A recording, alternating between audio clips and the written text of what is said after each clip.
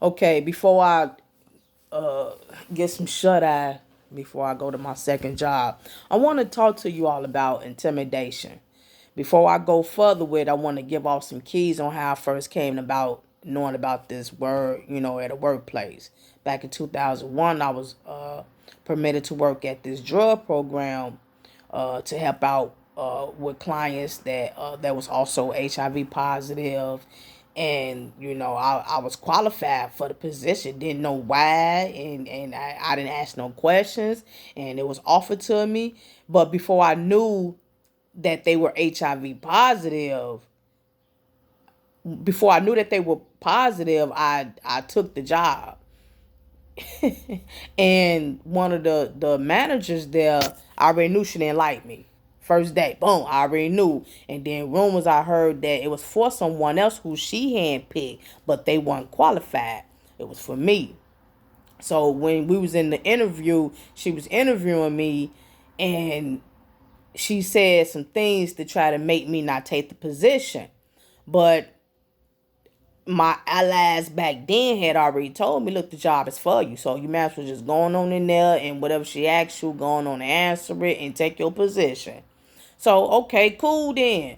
But as I'm sitting there talking to her during this interview, she was saying some things and yada blase. And then this was the key thing that she said to try to get me not to take it. She said, "Oh yeah, and by the way, this is a recovery place for them to, from drug recovery and stuff like that, and also they're HIV positive."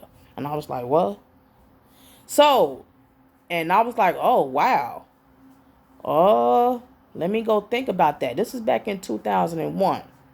I said, okay, cool. Well, she said, you still want it? I said, oh, no, hold on. Let me think about it. She said, sure. Go right ahead. Go think about it. So I said, okay, cool then. So I went and left and got on the phone and talked to my mentor, the one who helped me get the job. He was like, huh? Okay. Yeah, they are. Okay, so you got bills to pay. You got a 1 year old. You got your own apartment now. You got to pay bills. She worked there.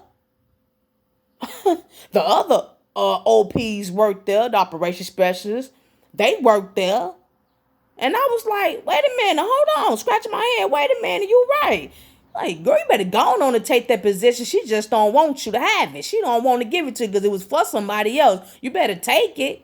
So I went back in there and I said, yeah, I want it. She was like, she gave me that look, like, dang. Okay, so I went on until she had to give it to me.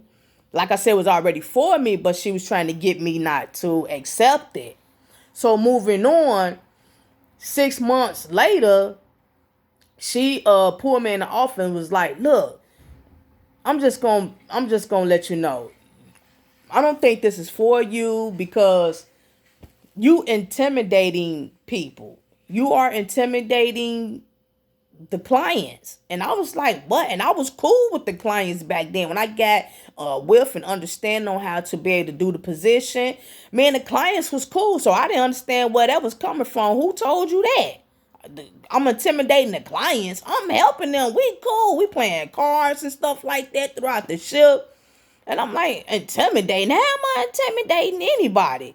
But come to find out, times flew, she was intimidated by me because of my spirit and the way I walk with my head held high. A lot of people tell me that by the way I walk with a lot of confidence.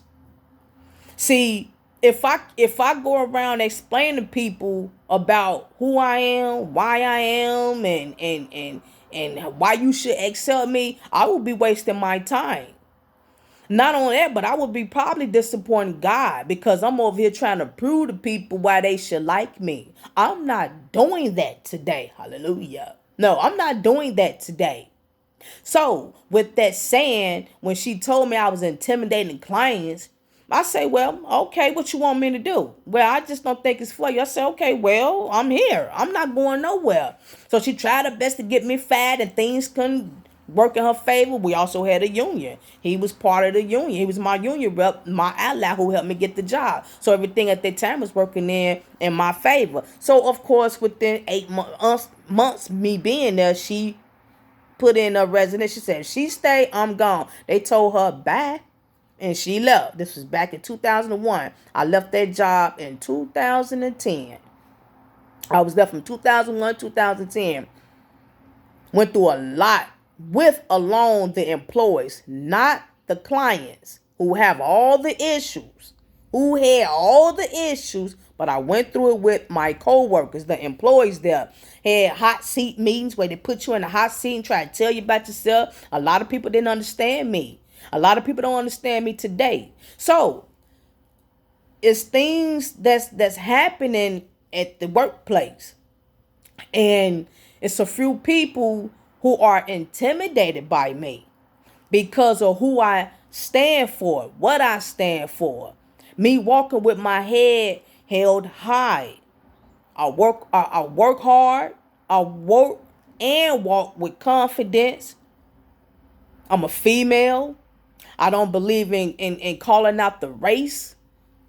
I'm not that individual. I'm a black female and black single. I don't believe in that. But I am a female who shame the guys at the workplace on how hard I work around there. Yes, I do. I've had a couple of people who came and told me they ain't never seen a female that worked at where I work at and how I work. I kid you not, two guys. Two guys came to me at the beginning. I've been there a year and a couple of months. The first 3 months of me working there, a couple of people came and told me, girl, you got superpower. We ain't never seen no female that get down like you. But yet, it took a whole year and a couple of months for me to get that employee of the month. Why? Because of jealousy and envy. And even with me receiving it just recently, stirred up the more hatred for me. So I've approached someone who I felt I had to talk to, because let me tell you something about me. Whoever have a problem with me and I feel like I got a problem with them or whatever, I pull them to the side, I get them by themselves and I talk to them. See, I don't do the showboating. I don't need cheerleaders behind me like everybody else may need them. I don't stunt. I don't talk about people. I don't do all that showboating in front of other people. If I got a problem with you, I'll pull you to the side alone. I catch you by yourself. Because when you're by yourself, that's when you're most vulnerable. See, when you're around others, you get to be something that you're not. You get to pretending. You get to faking around others because you're seeking their approval. Because when everybody come together, everybody agree about whoever they don't like. Even when it's not a problem with this person. See, I like to catch you by yourself and try to talk to you and see what's going on. Do I care? No. But see, I do it to get you, to make you feel some type of way where you would know who you're dealing with. Huh? I don't know if I explained that right. But see, I like to approach people by themselves because you are more vulnerable by yourself. I get to see if you 100 about how you feel about me by yourself. See, with other people, you're going to lie, you're going to play games, you're going to be all loud and boast because you're trying to stunt. But when you're by yourself, you're going to be vulnerable. You ain't going to know what to say.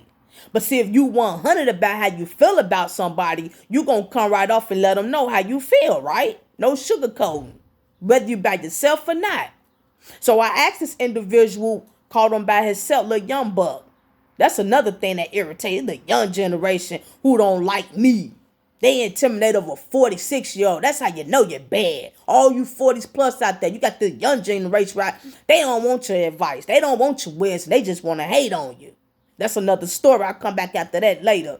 But anyway, I went on an approach and I say, is there a problem? No, ain't no problem. Okay, that was it. But I know it is a problem. I know it is a problem.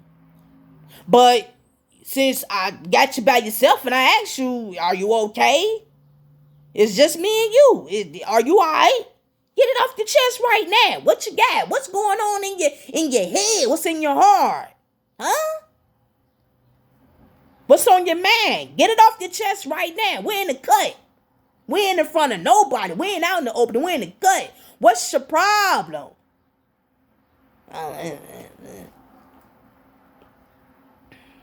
So that was it. See, let me tell you something. Just look up the word intimidating. When someone is feeling intimidated about another.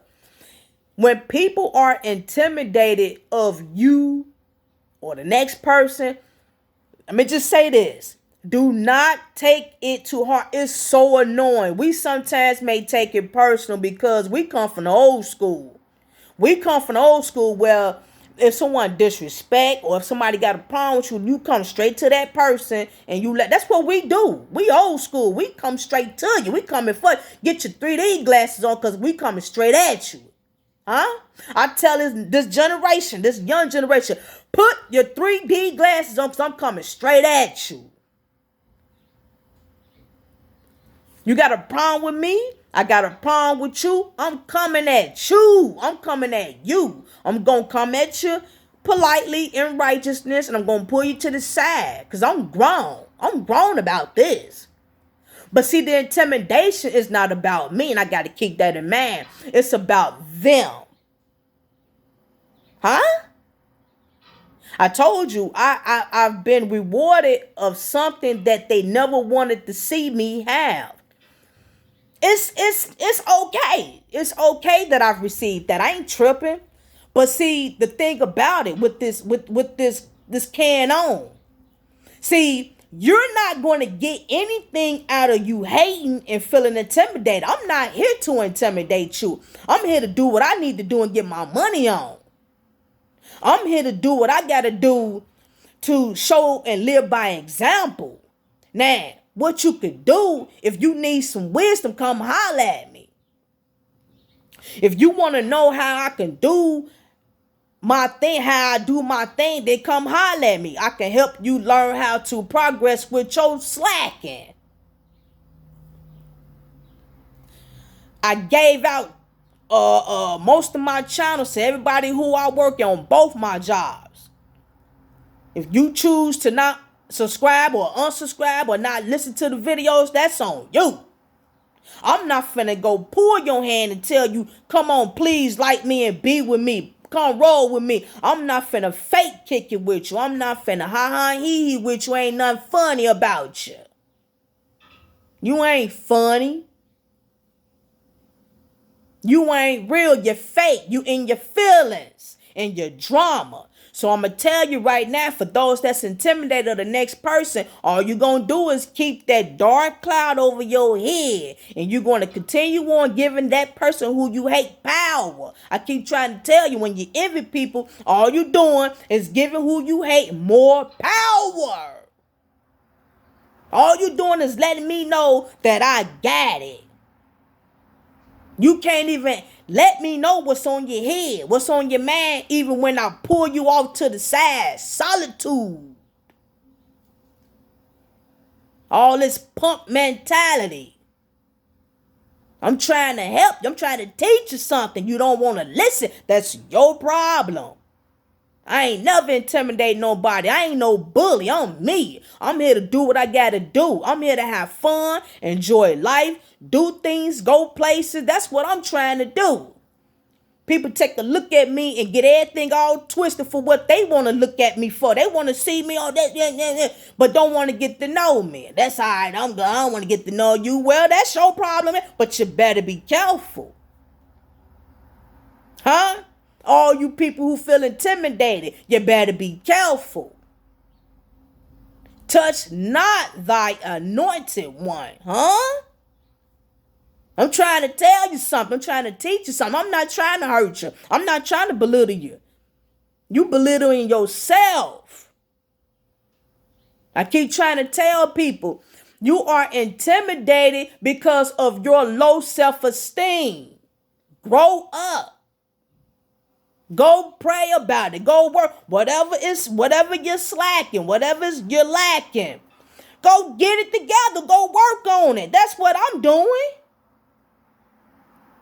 All the things that I didn't think I had back then, whatever I slacked, whatever I lacked with, I prayed on it and now I'm trying to get it together. And I'm doing it. So you got to have confidence in yourself. The problem today with people is that people are lazy.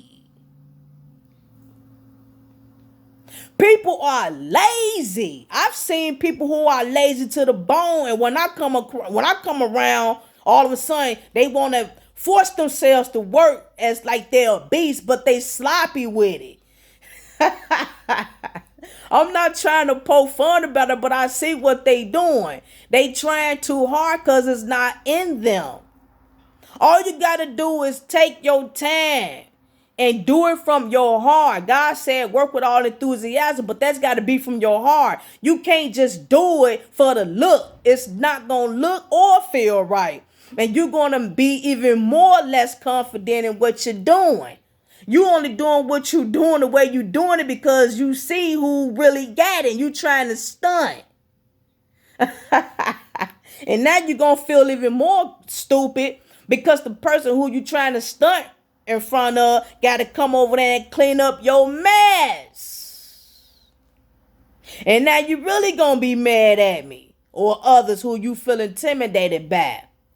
It's okay to have a little envy. We're human nature. It's okay to have a little envy, but don't put it to the point where you want to create problems. You don't want problems with people who you envy. You don't want that. You're not going to win. You may have fun at the meantime, but let me tell you something. You're going to reap what you sow. You cannot do that. If you want that power, you got to do it. You got to go out there and let it be embedded in your soul. God gave. He gave that Nazarite, Samson, power. Samson really couldn't do the power that God gave him unless he did it. He fought them men. He fought what? I think it was like 1,000 soldiers. He fought them because he fought them. And the extra power came from God when he put that work in. See, if my boss tell me to go over there and cut that tree down, I'm gonna be like, but I know I want to do it. I'm gonna try and I'm gonna get it. And once you know in your heart that you can do it, God, give me the strength. I want to do it. And then you start doing it, God gonna say, I got you. So back out. Pulling up 12 table counters. Oh, snap. And not only that, but what gave me the strength to pull up them table counters over there where I work at and knocked it out in 20 minutes, it's because the boys around there, all them hard legs, walked past them 12 counters. Huh? Them hard legs walk right past them table counters. Boss like, hey, go on knock that out before you leave. Just sitting there. I was like, they walking. Oh yeah? I got you. It's got to be done. Oh, they walking. They left. Okay, cool then. So bag out. So bag out. So bag out. So bag out. 12 table counters. Heavy. Knocked them out in 20 minutes. The hard legs walked off. They didn't do it. They didn't have the strength to do it in their mind. I looked at it, and what gave me the strength to do it is that they didn't do it. And it was left for me to do it. Okay, cool then. I ain't walking with them. I'm walking by myself. So buy out 20 minutes. Knocked it out. Week later. Employee of the month. What you mean? And now they mad. What you mad for? You walked by them 12 table counters. That was your choice to not execute that duty. What they do is Saul. Huh? What they do? And Saul got mad at him. What you mean? The duty is there for you to knock it out. Go knock it out. Don't walk past it and then get mad at the female who knock out the work ethics and then get the reward. You walk around, yeah, ain't no problem, man. No, it is a problem with you. You a punk. Let's go, y'all. Let's get it together. Talking about somebody intimidate. No, that's just your low self-esteem. Let me tell you something. All you all that's out there that's really killing it with your work ethics, keep doing it. And guess what else? The back of that neck hurt because you got your head held high. Shalom.